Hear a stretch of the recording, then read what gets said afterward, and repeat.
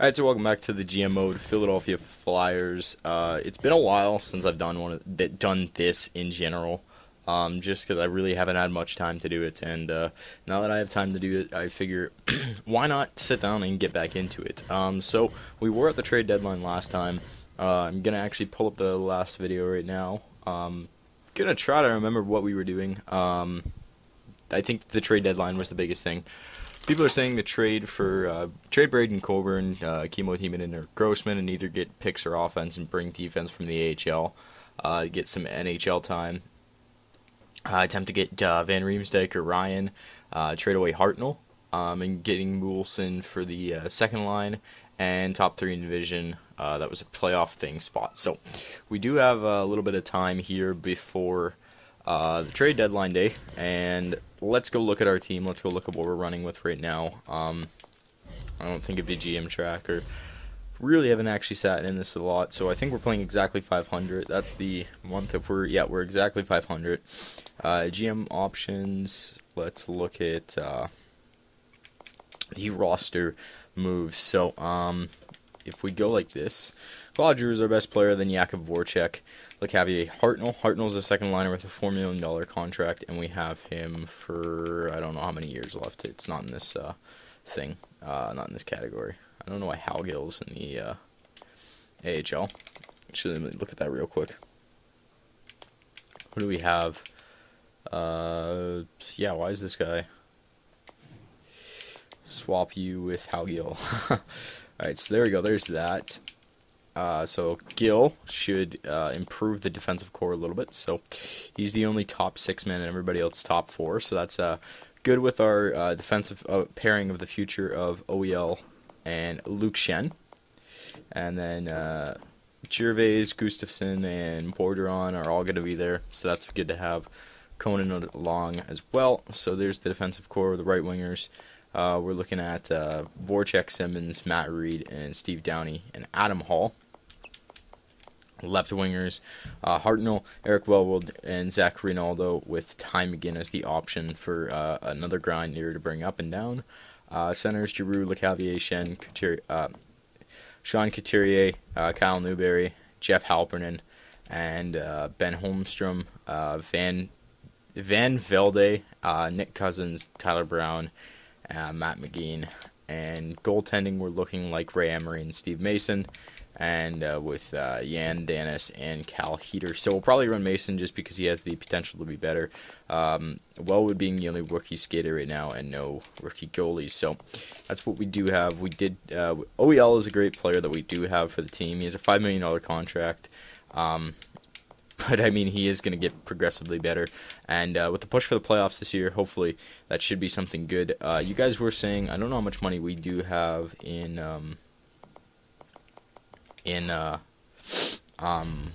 salary cap. We have $0.9 million. So if we were to go and, let's say, try to trade Scott Hartnell, it was a fairly good trade value. $4 million contract at I believe, what is he, an 86 overall. Scott Hartnell and Lecavalier would be 2 players that I'd be willing to trade just because they're a bit older. They have fairly big contracts for 5 and 6 years left. And, I mean, they're not going to get any better than the 86, so you might as well try to trade them now. Is there any team that's going to be interested in Hartnell? Boston would be interested in Hartnell. The players to getting back from Boston would probably only be Louis Eriksson. He has 3 years left. I think he'd be a great pickup if we could get Louis Eriksson back from Boston and free up $1 million of cap space for us. And we'd get a really good first-line forward that'd be able to play on that second line for us, and take Hartnell's spot on the second line for us. Get rid of that. Buffalo doesn't want him. Calgary doesn't want him. Carolina would want him, and Alexander Semin wouldn't be half. Actually, never mind. Alexander Semin would never work. How many years does he even have left? He's got 5 years, but he's a $7 million player. I think Semin would be the only player that I would want to get for him. Even Jordan Stahl's contract is too much, so I wouldn't even want to try to ship him to Carolina. Chicago could work. We could ship him for a Patrick Sharp type player. If we could get that to work, $5 million.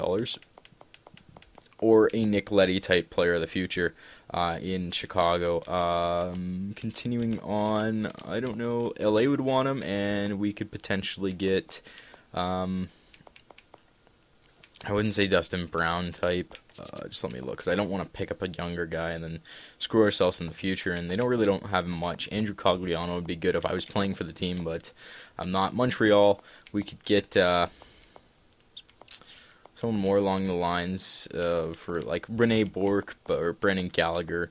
Very, very, very low trade value. Even Lars Eller wouldn't be half bad. I don't know how many years he has left one, so that'll go up. Nashville, New Jersey, the Islanders, the Rangers, we could get Ryan Callahan or Mark Stahl, even bring in a defenseman. Callahan only has a year left, so that may not be the smartest thing. Or Derek Stepan for 2 more years, wouldn't be half terrible. Or Chris Kreider even, would be a fairly good player to get as well. You guys were saying Bobby Ryan, he has $5 million on 2 years. That's a fairly big contract for him, and his value is pretty much up there, and they're not really looking to give him away, so that would be kind of hard to do.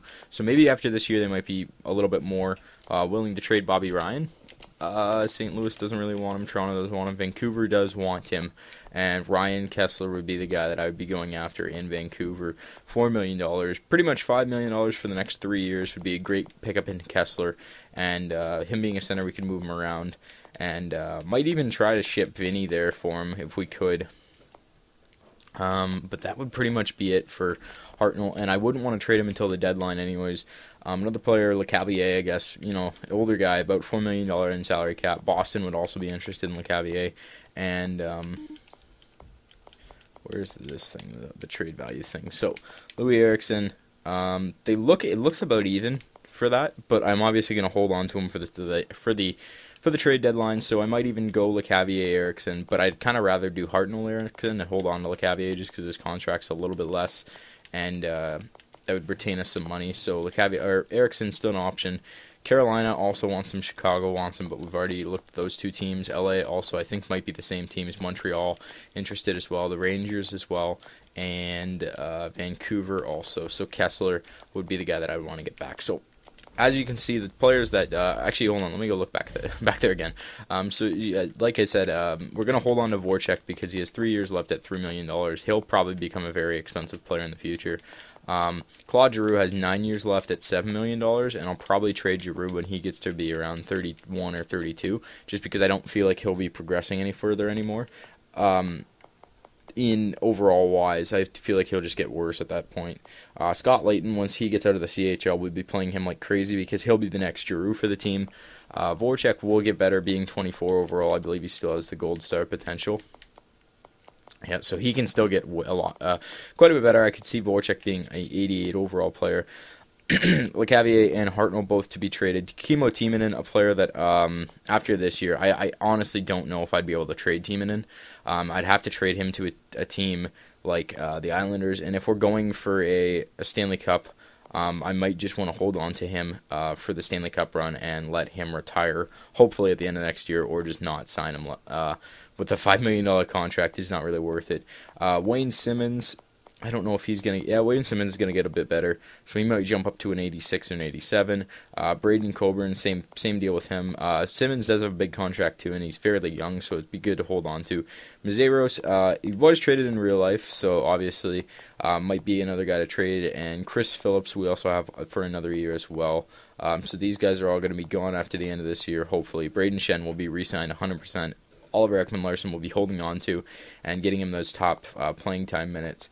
But that's pretty much what we're looking at. Sean Couturier can get very good, I guess. Excuse me there. But yeah, Sean Couturier can get very good. Eric Wellwood has the potential to become a good player with the Red Stars. Same thing with Gustafsson. And as we continue to go through down, years left on a lot of these AHL guys and guys who are under $500,000 is 1. So hopefully we can knock up Eric Wellwood for a long-term deal for... My idea with Wellwood, because he can become a good player, is lock him up for maybe at $1 million for the next 4 years or so. And then if he becomes a really good player for us, it could be very beneficial in the future. But that's what we're looking with. Let's check the trade block real quick to see if any teams have any players that we could possibly want on the block. The players that I don't want to hold on to anymore are on the block. Chris Pronger, who we did trade away at the beginning of the year, on the block for the Ottawa Senators. JT Miller for the New York Rangers. Wisnowski, Nabokov, and Martarek Petrek-Elias for the Devils. Matt Cullen for the Wild. Jonas Naitanen for the Canadiens. Matt Cook for the Wild. Colin Fraser and Daniel Carcillo for the Kings. Mike Motio, Ed Jovanovski, and Mike Weaver. Ryan Smith, probably going to retire at the end of this year, so he'd be a player to pick up. Riley Sheenan wouldn't be a bad player to get if you're in a rebuilding phase. Ray Whitney, going to retire more than likely at 41 years old, so this will be his last year. Paul Stastny is a tradable asset, and might actually consider picking him up. But that's $6 million salary, something that I don't really want. But it could be a thing that I'm thinking about. Brody Suter as well. Ryan Miller on the trade block for Buffalo. Could be a good pickup, 88 overall. Or just even sign him in the free agency if they don't trade him this year. Same thing with Steve Ott and Matt Ellis. Seth Griffith for them. Tim Jackman, Zach McCoy, and Solani, who Solani will probably retire also. Olli Jokinen, Brandon Segal. So not really anything crazy. Nicholas Jensen could be a good player to get. Marty St. Louis, another good player that you could pick up. And Carlo Koliakovo and Brendan Morrow for the St. Louis Blues. Philip Samuelson, Shane Doan, and yes, pretty much everything else that we know. So we do have quite a bit on the block.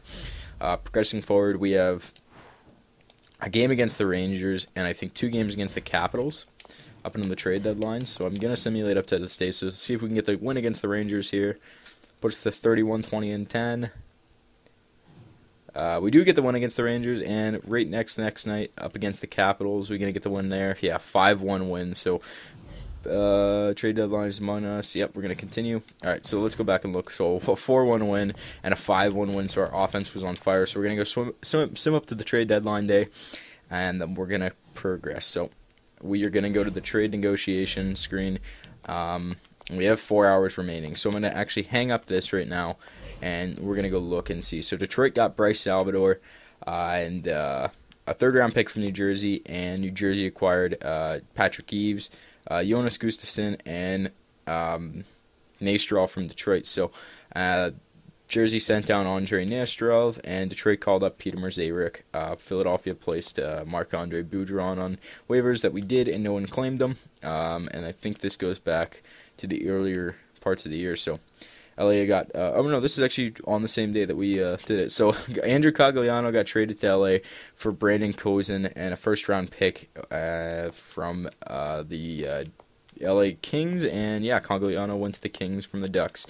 They sent down Colin Fraser, and they placed him on waivers, and Jake Muzzin as well. They signed Wade Wedden to a 1-year contract, and the Rangers signed Jose Theodore. Sebastian Stahlberg was acquired by the Islanders from San Jose, and Eric Bolton went to San Jose from the Islanders. LA signed the free agent of DJ King to a 1-year contract, and the San Jose Sharks sent down. This is a lot earlier. Sorry, I don't know why I'm going back this far. But yeah, okay. So this is what's happened so far in the trade deadline.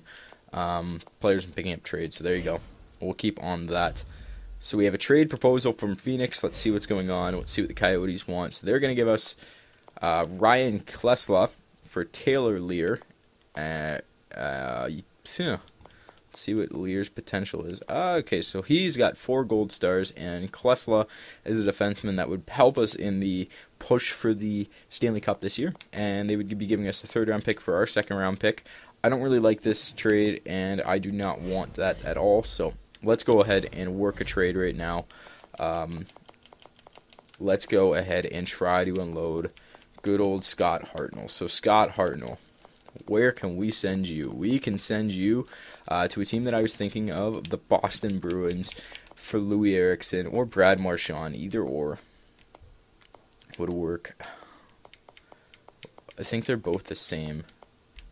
Oh yeah, Louis Eriksson can't get any better. Brad Marchand can.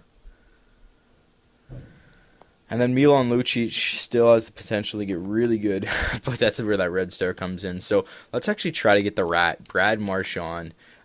So let's see. So the trade value obviously isn't there at all, and It would be league approved, but we'd have to throw in a draft pick in there. We'd have to try to grease the wheels a little bit and get a draft pick for them. Joe comes online just as we're doing this, so that's always good. And yeah, so that's fantastic. People coming in my room left and right, because that's normally what happens when I try to do a recording. It's just everybody decides they're going to walk in when I do it. I don't want to give up the first round pick this year. If we make the push for the cup, I could potentially use it, but if we're pushing for the cup, I don't want to really give that up. The third round pick they are interested in, and the third round pick, I don't think the draft is that back, or it's easily acquirable that we can trade away for. So Brad Marchand for Scott Hartnell, and a Philadelphia third round pick. Is it going to go through trade block surplus? They don't want to get rid of Brad Marchand whatsoever, so that phone is now inactive. Chicago got Carlo Koliakovo from St. Louis, and St. Louis got Alex Broadhurst from Chicago and a first round pick. And yeah, so that's what happened in that hour. Trade from Pittsburgh. So let's see what Pittsburgh is willing to offer us. Brooks Orpis and a Pittsburgh third round pick for Andre Messeros. I am not 100% sure, so I kind of want to look at this. So Orpik is an 85 overall defensive defenseman. He's 33 years old. Messeros is an 85 overall two-way defenseman, and he's 28 years old, but he's not going to get any better, and Orpik isn't going to get any better either.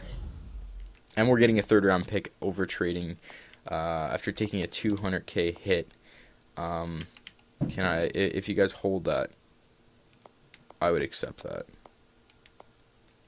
Actually, yeah, because that's a top four defenseman. Messeros for Orpik. How many years does Orpik have left on his contract? Can I see that in here? No, I can't.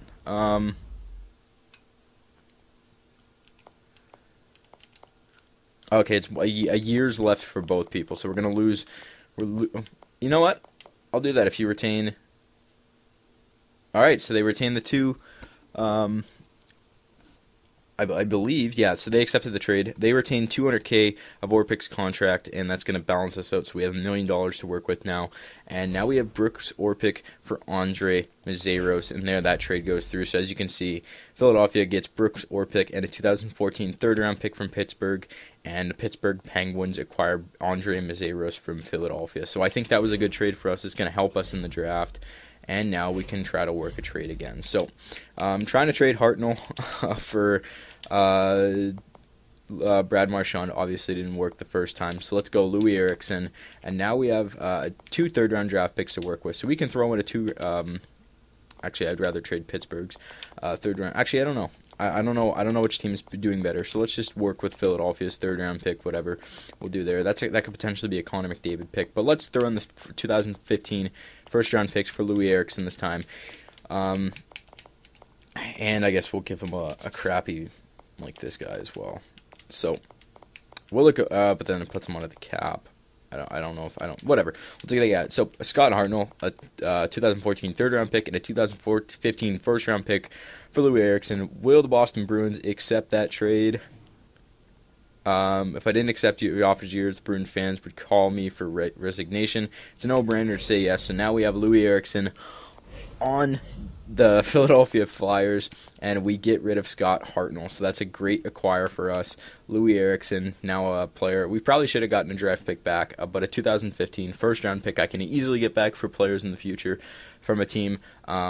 And I think next year, if we continue the way that I'm building the team, we should be completely fine and not have much to worry about. So with Louis Eriksson now being on the team, now we have another player that's going to be great for us, a great scorer.